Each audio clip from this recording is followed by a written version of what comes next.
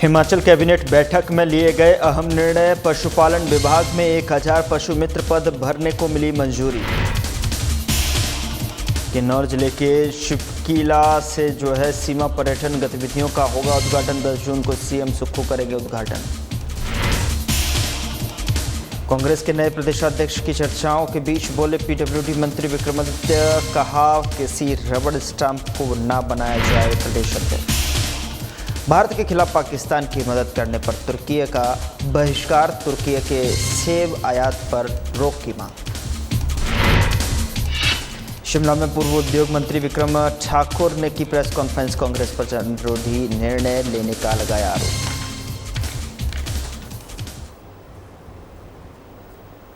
नमस्कार, मैं हूं आपके साथ गौरव राजेंद्र। बुलेटिन की शुरुआत करते हैं। राज्य सचिवालय में सीएम सुखविंदर सिंह सुक्खू की अध्यक्षता में मंत्रिमंडल की बैठक हुई और इस बैठक में कई महत्वपूर्ण निर्णय लिए गए।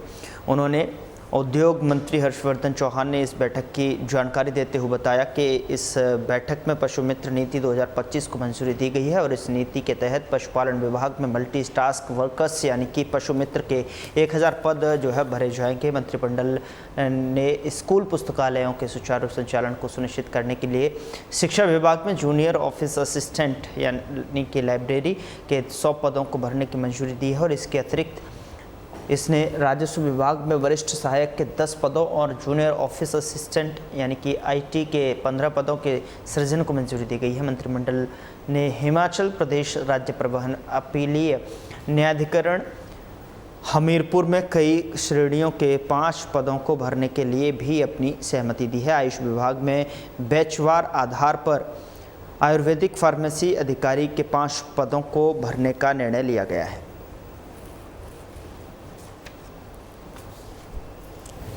जिसमें सबसे अहम वो फैसले जो हुए हैं, एक फायर पोस्ट है भोरंज में जिसको अपग्रेड करके सब फायर स्टेशन में जो बनाया गया है और इसमें साथ ही पोस्टें भी वो क्रिएट की गई है। इसी तरह से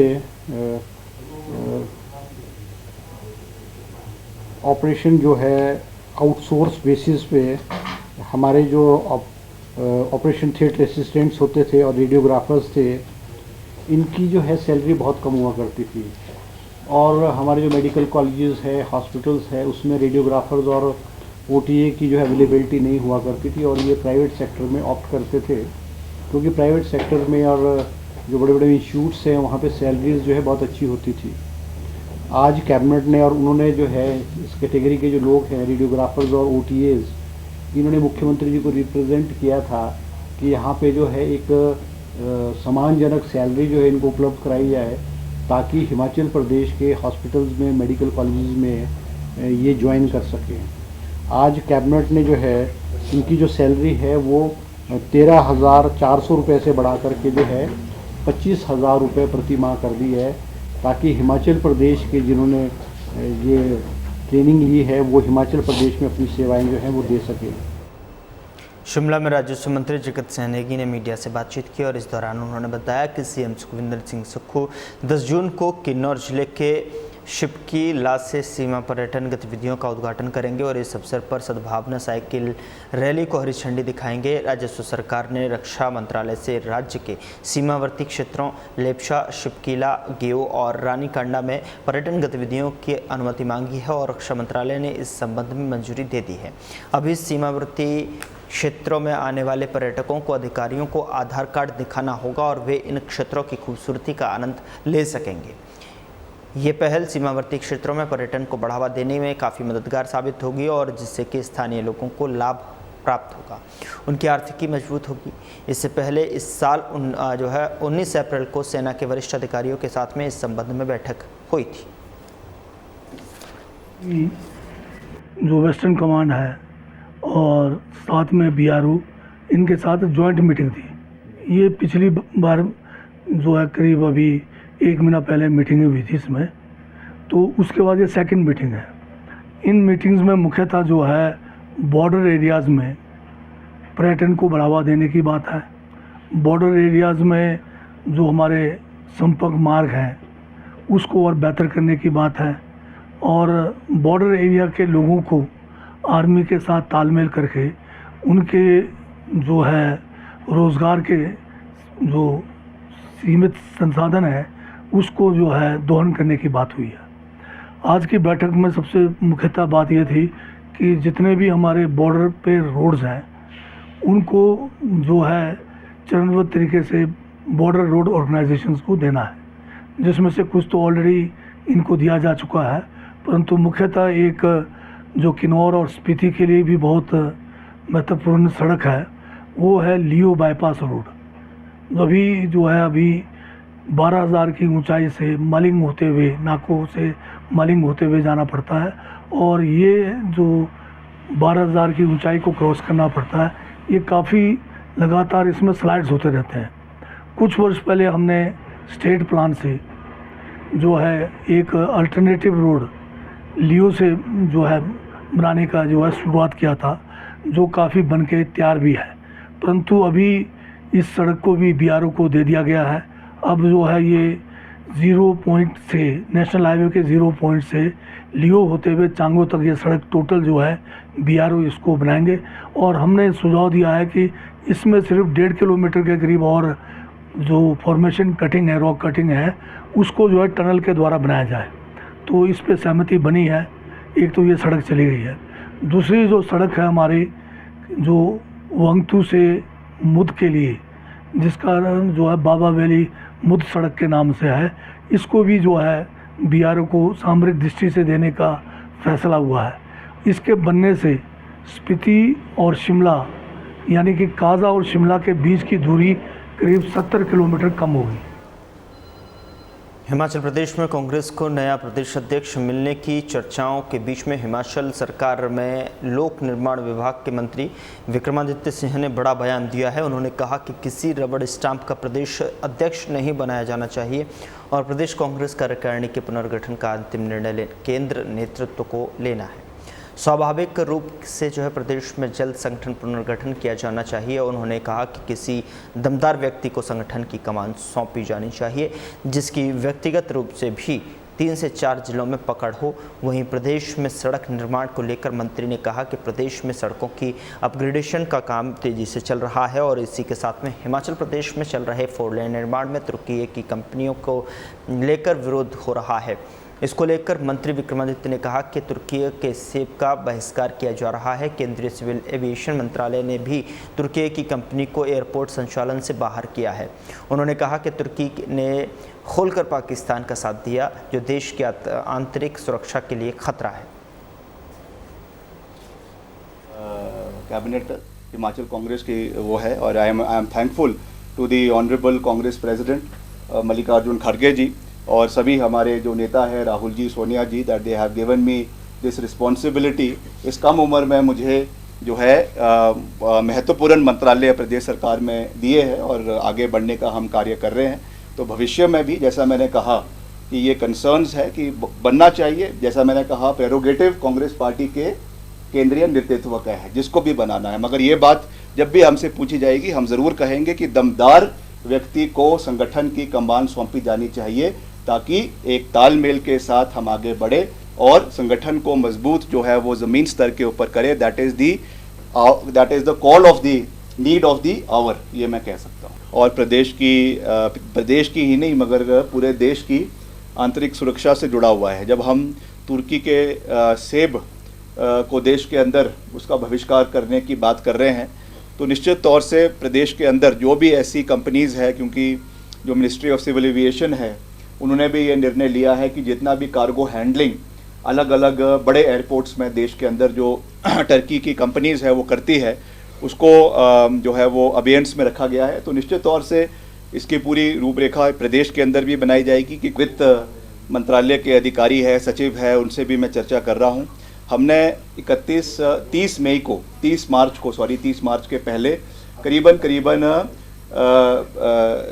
करीबन 170 करोड़ की पेमेंट्स जो है वो करी है, जिसमें PMJSY, CRF, आपके नाबार्ड और चीज़ों की उसमें पेमेंट्स हैं। और अभी कुछ ही दिन पहले जो है और करीबन 90 करोड़ की पेमेंट्स जो है वो प्रदेश में हमारे वित्त मंत्रालय के माध्यम से हुई है। हम ऐसे लोगों को आइडेंटिफाई करें, ऐसी पंचायतों को आइडेंटिफाई करें, वहाँ के जो ज़िला परिषद है, वहाँ के जो हमारे पंचायत के प्रधान हैं, जो भी वहाँ के लोकल रिप्रेजेंटेटिव्स हैं, विधायक हैं, उनके साथ, डिप्टी कमिश्नर्स के साथ, तहसीलदार्स के साथ, बीडीओ के साथ मिलकर हम उन लोगों को आइडेंटिफाई करें, ताकि हम उनसे निवेदन करें कि ज़्यादा से ज़्यादा जो सड़कें हैं वो सरकार के जो है वो डिपार्टमेंट के नाम पे दे। तो इस दृष्टि से हम जो है वो आगे बढ़ने जा रहे हैं। तुर्की की ओर से ऑपरेशन सिंदूर के दौरान पाकिस्तान का समर्थन किए जाने के विरोध में हिमाचल के बागवानों ने राज्यपाल के माध्यम से प्रधानमंत्री नरेंद्र मोदी को ज्ञापन भेजा है।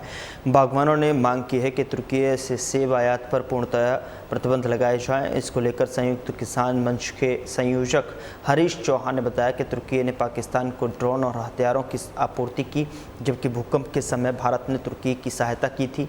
बागवानों का कहना है कि तुर्की का सेब 55 से लेकर 60 रुपये प्रति किलो भारत में बिकता है, जिससे कि उसे 800 से 1000 करोड़ रुपए का राजस्व मिलता है।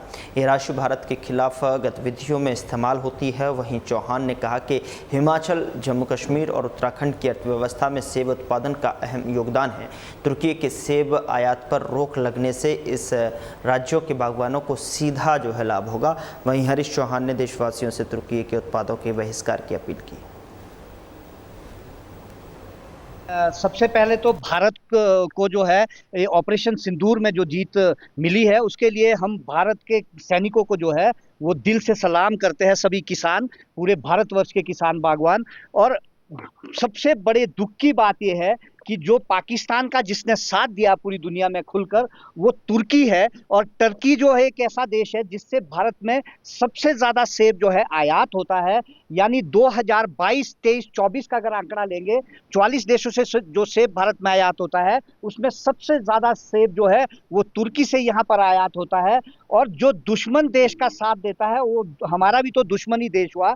800 करोड़ से लेकर 1000 करोड़ की आर्थिकी जो है वो सेब की वो भारत से लेता है। यानी भारत में सेब निर्यात कर हमारा पैसा दुश्मन देश की मदद के लिए लेता है। और हमारा कहना है, आज जो हम महामहिम राज्यपाल महोदय को मिले हैं, हमने महामहिम के माध्यम से जो है आदरणीय प्रधानमंत्री महोदय के लिए जो है एक ज्ञापन भेजा है, और महामहिम राष्ट्रपति महोदय के लिए ज्ञापन भेजा है कि तुरंत प्रभाव से दुश्मन देश के साथ ही दुश्मन देश का जो है उसका सारा आयात निर्यात जो है तत्काल बंद कर दिया जाए, जिसमें कि हम हिमाचल प्रदेश के किसानों बागवानों को भी जो है सेब के रूप में निश्चित रूप से फायदा होगा। जो 800 से 1000 करोड़ की आर्थिकी है वो हमारे बागवानों किसानों को मिलेगी, चाहे वो हिमाचल प्रदेश के, चाहे कश्मीर के, चाहे उत्तराखंड के किसान बागवान है, सबको मिलेगी। शिमला में पूर्व उद्योग मंत्री और बीजेपी विधायक विक्रम ठाकुर ने आयोजित पत्रकार वार्ता के दौरान कांग्रेस सरकार पर तीखा हमला बोला।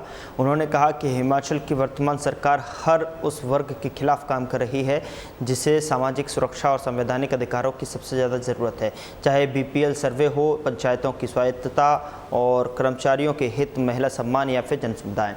हर मोर्चे पर सरकार ने जनविरोधी निर्णय लिए हैं। वहीं विक्रम राठौर ने आरोप लगाया कि सरकार ने पंचायतों की वित्तीय और प्रशासकीय शक्तियां समाप्त कर दी हैं। अब ग्राम सभा के निर्णयों को दरकिनार कर दिया गया और अधिकारों को ये अधिकार दे दिया गया है कि वे तय करें कि कौन बीपीएल सूची में होगा और पंचायत फंड की ब्याज को वापस लेना है। अनस्पेंट राशि पर 3 दिनों के अंदर रिवर्सल का आदेश देना और संपत्ति कर की आय भी छीन लेना, ये सब दर्शाते हैं कि सरकार पंचायतों को पूरी तरह से कमज़ोर करना चाहती है। आम जनमानस क्यों परेशान है?